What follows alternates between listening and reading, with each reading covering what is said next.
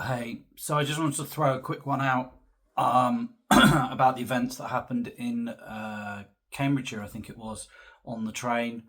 Obviously, absolutely horrible for everyone involved, and a moment of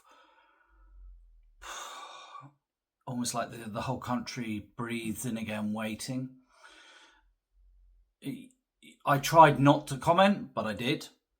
So hands up to myself. I'm not going to lie about that. It's very hard when there's an information vacuum and you obviously have very strong feelings about stuff not to comment. I don't think my commentary was too far out of order, though I'm sure others would disagree with it. Disagree with me.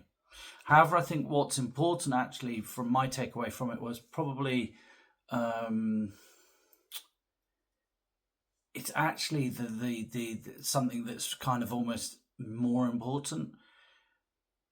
It's actually the complete breakdown of trust between people and now the establishment, the government particularly.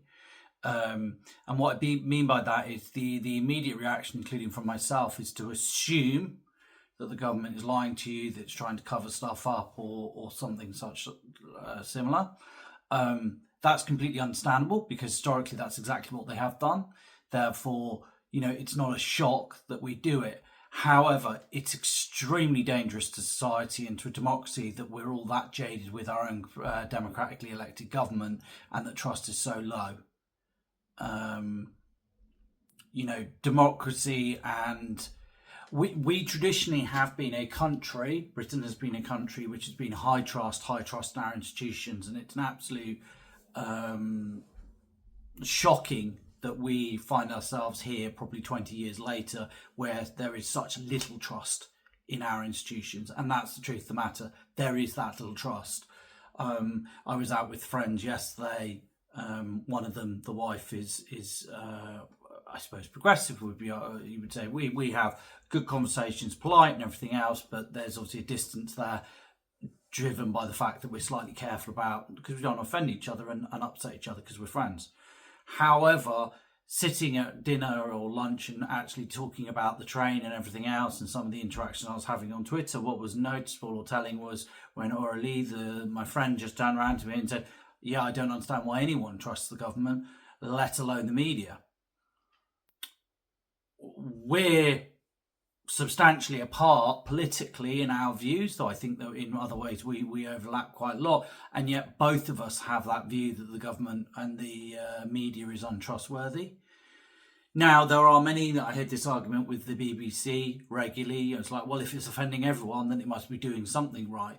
Um, I don't really quite buy that actually. I think that the problem is the fact that the BBC and plenty of other institutions, including government, trust as they've been shown to have lied so many times, or at the very least avoided showing certain information, that people have simply become jaded and no longer trust them from all sides. Again, that is really dangerous. It's not something I particularly celebrate, though I am at that stage where I'm, as I've said previously, an accelerationist in terms of the ongoing crisis. I think we need to kind of bring it to a head in some shape or form. But I do think that we live in very dangerous times.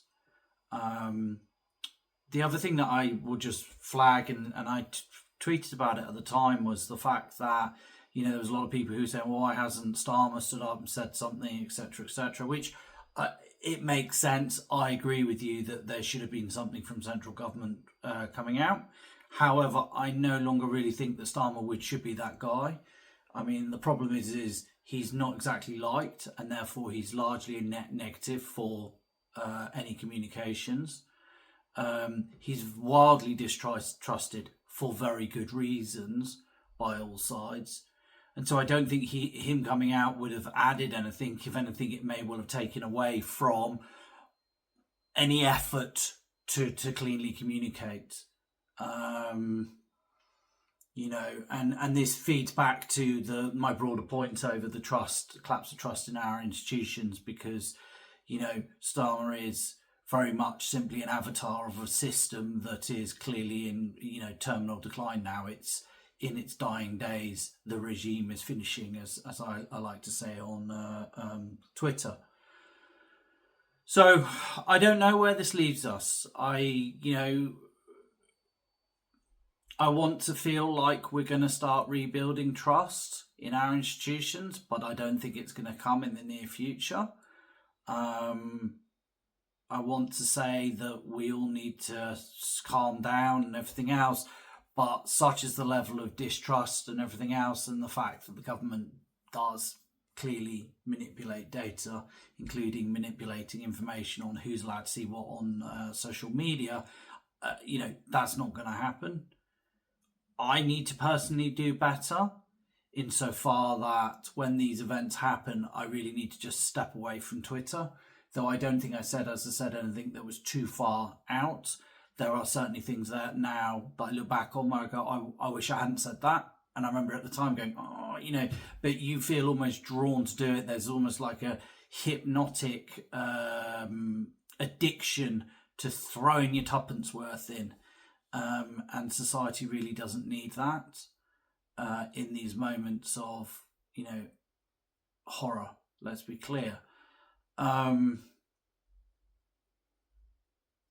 details of the perpetrator, the assailant will come out in due course. There's bits leaking out as we speak, or that people are becoming aware of. I have to say, more broadly,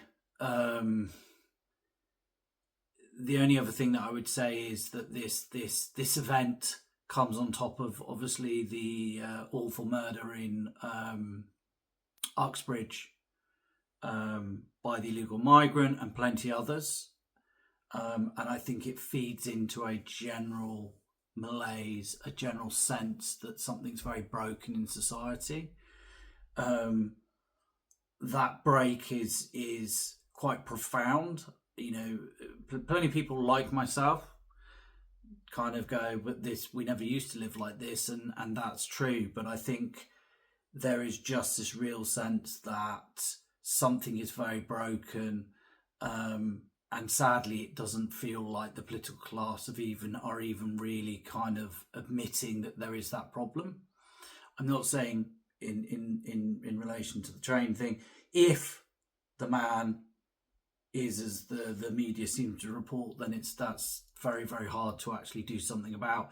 But I'm just saying about the continuous cascade of events that seem to be taking us onwards. It just feels like the state is both unable and unwilling to provide people with the day-to-day security that they need and they crave. The outcome from that is basically, if you're not careful, is we start all turning more and more inwards towards relevant communities, towns, whatever else, and kind of a national whole starts breaking down, which is what it feels like at the moment. And I've yet to see any politician who's really kind of realising the sense of urgency that I think we're in now. And again, this sense of urgency in the sense of just fix something. I don't care what, just fix something. Prove that the state can fix our problem. I think this is what more and more people now crave, is just someone somewhere stand up in politics and in government and prove that the state is capable of fixing a problem. Take any problem you like, go fix it. Demonstrate you can fix it, move on to the next one. This incrementalism is clearly not going to work. And I think that, this feeds into my initial point over, that sense of trust in government has gone. It's a multi-layered reason that drives that. Obviously, it's the government and politicians lie.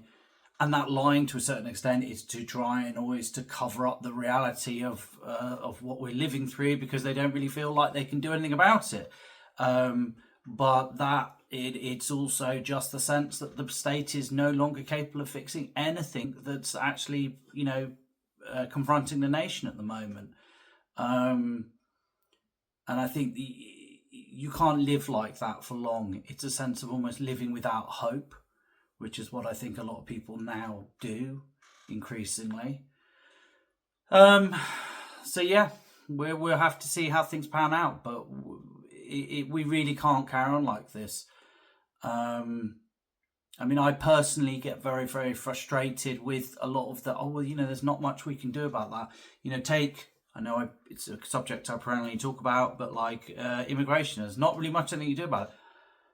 The British state could stop illegal and legal migration tomorrow. So, it's choice not to, but then don't be surprised that people kind of go, but you don't want to do these things. I don't care what the problem is, just please prove that the state can do something, because at the moment there is a real now wide and increasing sense that the state is broken. It is no longer even willing to be truthful about where we are, that the political class are not even able or willing to admit where we are, and it is feeding into ever increasing distrust and anger amongst a population that is already incredibly angry, fractious, and that's getting worse. Anyway, it's my tuppence. Thank you.